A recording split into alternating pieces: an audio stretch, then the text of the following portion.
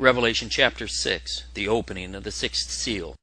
And I beheld, when he had opened the sixth seal, and lo, there was a great earthquake, and the sun became black as sackcloth of hair, and the moon became as blood, and the stars of heaven fell unto the earth, even as a fig tree casteth her untimely figs, when she is shaken of a mighty wind.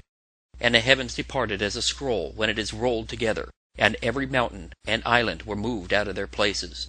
And the kings of the earth, and the great men, and the rich men, and the chief captains, and the mighty men, and every bondman, and every free man, hid themselves in the dens and in the rocks of the mountains, and said to the mountains and rocks, Fall on us, and hide us from the face of him that sitteth on the throne, and from the wrath of the Lamb.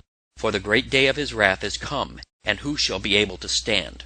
Now some people read these verses about the sixth seal, and they immediately jump to the conclusion that this is an end-time prophecy without giving it any due consideration.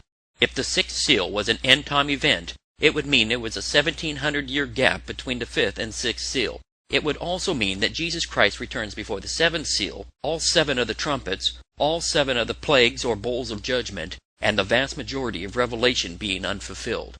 Let me start by saying, this is not an end-time prophecy. This is not something way out there in the future somewhere. This is actually in the past, and it foretells the downfall of the pagan Roman persecutions. This was a glorious time in church history when the heathen powers came tumbling down. Now the great earthquake, sun, moon, stars are not literal. Just as we have discovered in previous studies, these are symbolic. Let's go back to the book of Genesis. Joseph had a dream that he shared with his family. And he dreamed yet another dream, and told it his brethren, and said, Behold, I have dreamed a dream more. And behold, the sun and the moon and the 11 stars made obeisance to me.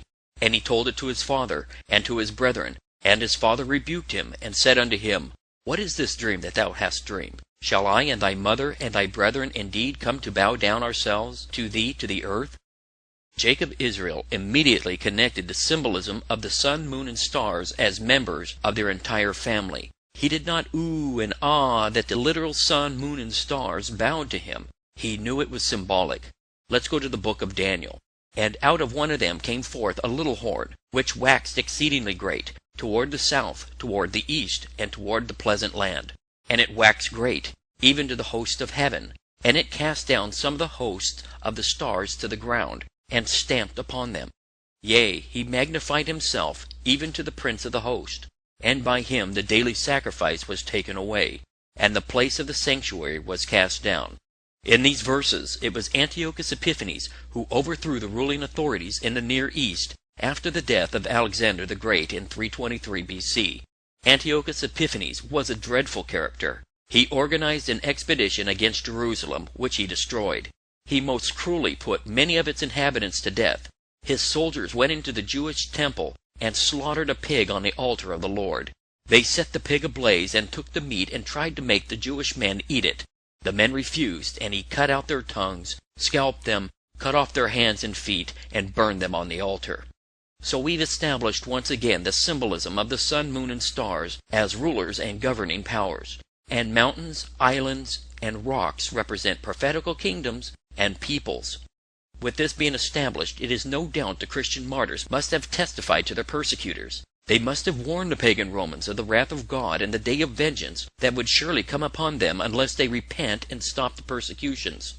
We can imagine how these pagans must have shrugged off these warnings and laughed and snickered as they lit the Christians ablaze and drove spikes through their hands. They must have laughed in their drunken state in the security of the Colosseum gallery as the beasts ravaged and tore the Christians apart limb from limb. But now their political heavens began to crumble apart, something I'm sure they thought would never happen. The pagans remembered the warnings, and also the courage and supernatural boldness in which these martyrs had faced death. All men without God are superstitious and fear death. With the memories of all the warnings and anguishing Christians swearing God's revenge, it must have been panic stations as their world began to collapse around them. It was the kings, great men, mighty men who hid themselves in dens and in the rocks. Hide us from the wrath of the Lamb. These superstitious pagans dug up the bones and relics of the martyrs and started to venerate and worship them. They called them Saint So-and-so and tried to invoke their protection. The tumbling